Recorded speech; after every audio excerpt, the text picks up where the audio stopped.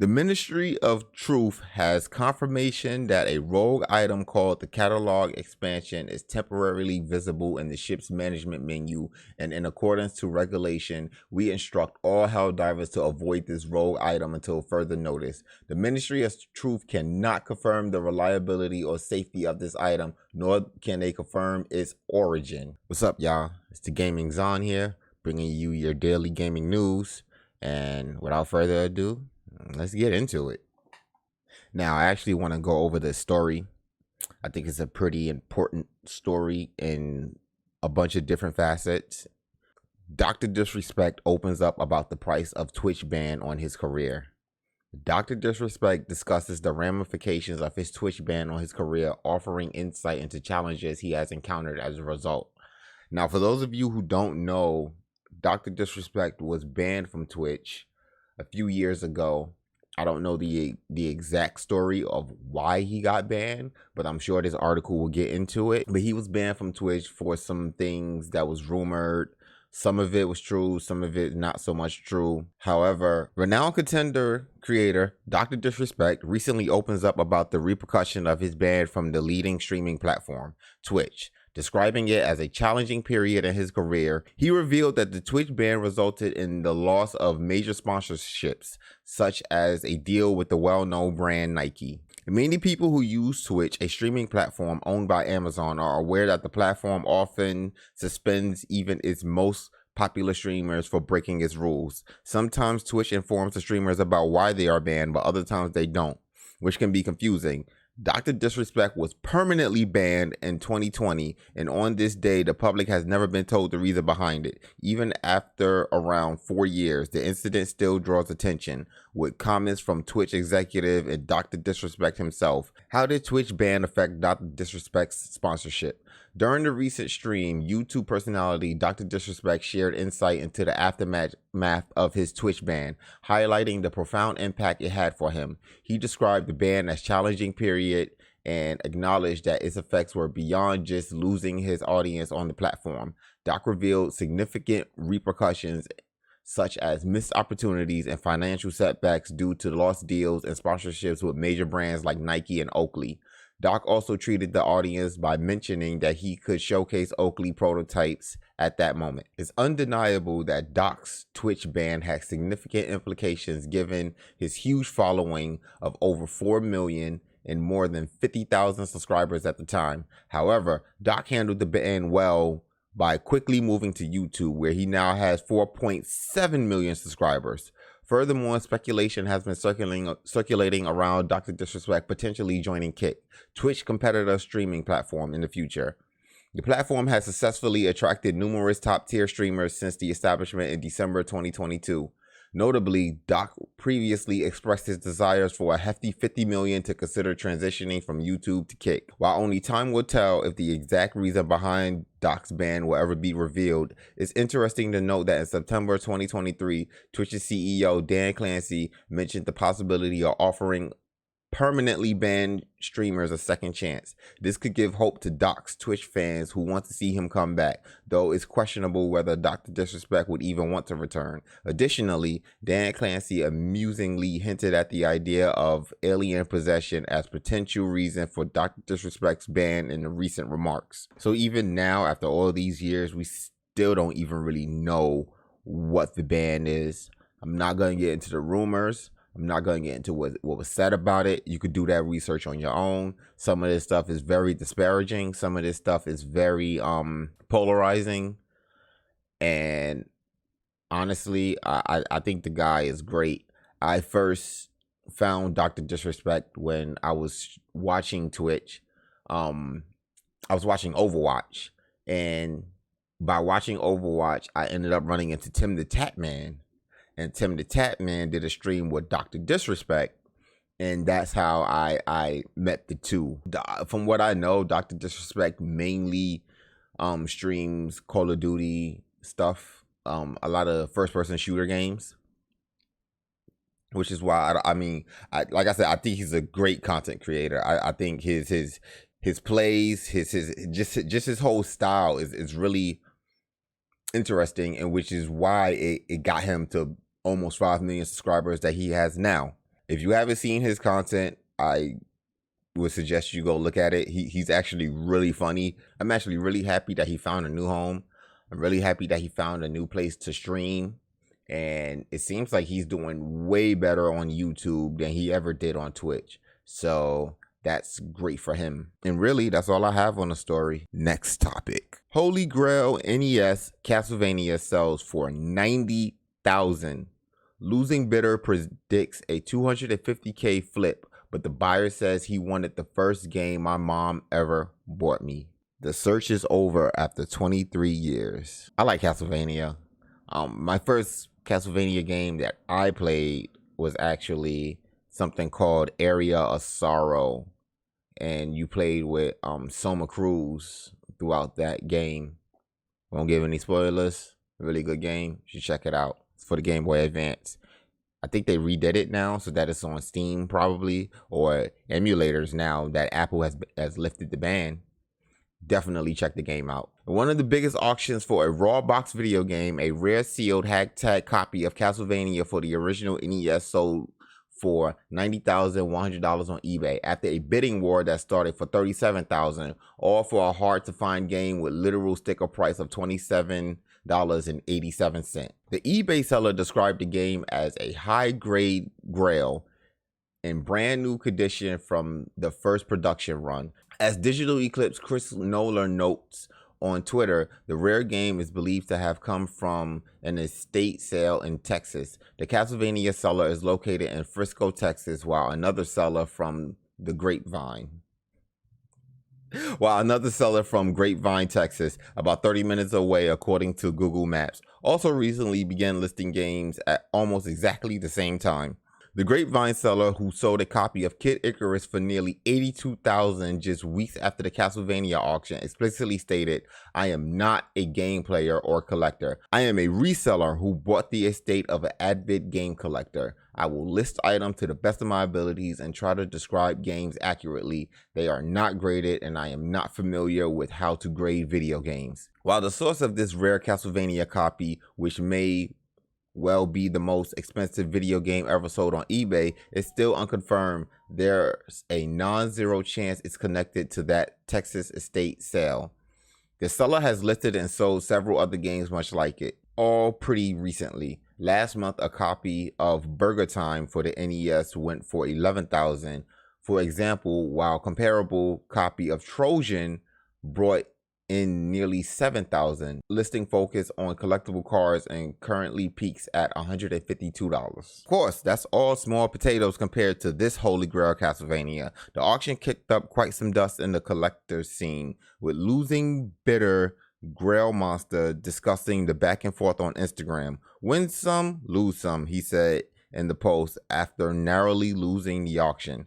Congrats to the winner. I know him and he deserves it way more than me. Curious to see the future of this piece. It's $250K flip IMO to my knowledge. This is the most a raw game has ever sold for. The apparent winner of the auction, a prolific collector named Tom Curtin, who you may know for previously purchasing the only known copy of NES Vaporwave Socks the Cat and working to release the game following a Kickstarter, shared a victory post on his Instagram. "The search is over after 23 years, Curtin wrote. I resigned to never be able to add this grail after years of searching, but everything just came together for a childhood friend and I this week as we were able to obtain this absolute beauty. This was the first game my mom ever bought me. I still remember the phone call we made to buy it. It's a core memory as is this past week. Couple more plane rides to go, but this beautiful first print Hang Tang Castlevania is almost home." The seemingly co-owned copy will join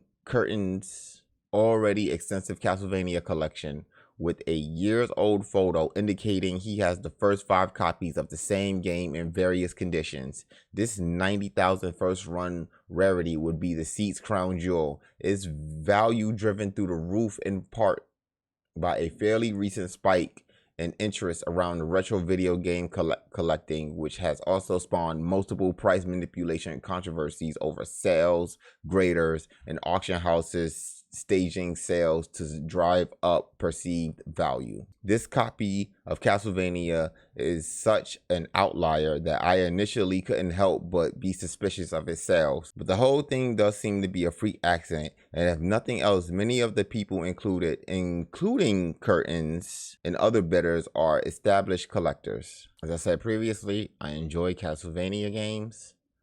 I think they're really fun. And this right here is quite interesting. Like, wow, 250,000. It could possibly go for 250,000. I mean, that's all I really have to say. So, next topic. A farewell to Wii U and Nintendo 3DS online services. It's the end of an era, as games like Mario Kart 8 and Splatoon won't be playing online starting today. Nintendo is officially closing the chapter to the Wii U and 3DS today. It is the final day to play online on either console, and it's kind of making me want to dust off the Wii U just to play the original Splatoon online one last time. The Wii U was far from Nintendo's most popular console, but I still have a lot of great memories with the machine. It was the first console I used to play competitively. As someone who never really liked the pressure of playing with complete strangers in games like Halo or Call of Duty, the Wii U allowed me to break through that. It let me jump right into Mario Kart 8 with players from all over the world while raging behind my TV screen as the blue shell ruined my first place finish. Don't we all experience that? I didn't have to worry about muting my mic as a slew of profanity left my lips. I also didn't need to worry about trash talking coming from other players either. Some may have viewed the radio silence as a downhill of playing Nintendo games online, but I appreciate it at the time. I had an equally great time playing Splatoon and Super Smash Bros. Online. The same goes for Nintendo 3DS, which I used to visit other towns, and Animal Crossing New Leaf, compete against other players in Kid Icarus Uprising, and have battles in Pokemon Ultra Sun and Ultra Moon. It's sad that after more than a decade, online services for both the Wii U and the 3DS are going away for good. Nintendo's first announced the shutdown last year and also closed the online stores for both consoles in March of 2023. Despite the shutdown, Nintendo says features like Street Pass, Pokebank, and Poke Transporter will remain online. It is doing away with Nintendo Badge Arcade and Spot Pass services, though. I'm sure the one person who purchased a brand new Wii U last year must be disappointed. Still, these Wii U and 3DS games gave me a taste of online play as I went on to play League of Legends, Team Fortress 2, Overwatch, and Halo Infinite. But none of them quite gave me the same rush as scoring a last-minute win in Splatoon or ramming someone out of my way in Mario Kart 8. At least both of these games, along with other popular titles, live on through the Switch. If you want to go online, the Wii U or the 3DS one last time, you have until 7 p.m. EST. I'll see you there. At the time of me recording this article, the services are already shut down. I want to talk about the Wii U just for a tad little bit. I skipped the Wii U. I thought it was bulky. I thought it tried to do too much for what it was. I didn't appreciate the Wii U. I never got it. The 3DS is a different thing. I love the 3DS. When I did have one, when I was using my 3DS, I was an avid Pokemon fan. Played a lot of Pokemon. Not so much anymore. I believe the last Pokemon game I played was Diamond and Pearl, or was it Black and White? Black and White 2. That was the last one that I played. In my opinion, this also is the start of a new generation. You know, when one online service goes down, they're usually getting ready to build up to the next online service. And I honestly can't wait to see what the next thing is. Apparently, it's supposed to be the Switch 2. We'll see if that's what it's called. We'll see if that's what it is. However, Nintendo, they know what they're doing. Next topic. HellDivers 2 rocked by rogue items promising new stratagems. Dev tells players to avoid the catalog expansion upgrade, or who knows what could happen. I'm honestly not sure if this is a leak, a bug, cut content, or a teaser, but it's probably a bug. And by bug, I mean terminate. The HellDivers 2 community is once again wrestling with satirical tone of the game and its development team, struggling to glean legitimate information as Arrowhead cautions all democracy enjoyers to avoid a rogue item in the ship management store called Catalog Expansion. Earlier today, HellDivers 2 players noticed a new entry in the ship modules section of the ship's management terminal. The new catalog expansion upgrade is tied to the bridge of your ship, and its description says it brings new stratagem permits added to the ship management terminal for purchase. The thing is, this upgrade doesn't actually seem to exist. It's still live at the time of writing, but I've not seen any reports of anyone successfully purchasing it or noticing any other changes. Plus, the text for its upgrade effect is totally blank and instead just autofills from whatever upgrade previously selected. It also doesn't list any affected stratagems, so it's a bit of a dud for now. The question is, what kind of a dud? A remnant of cut content, a sign of a patch still to come, a simple bug, or a deliberate teaser? HellDivers 2 community manager Baskinator, that's a wild name, addressed this odd outlier in a post to the game's official Discord.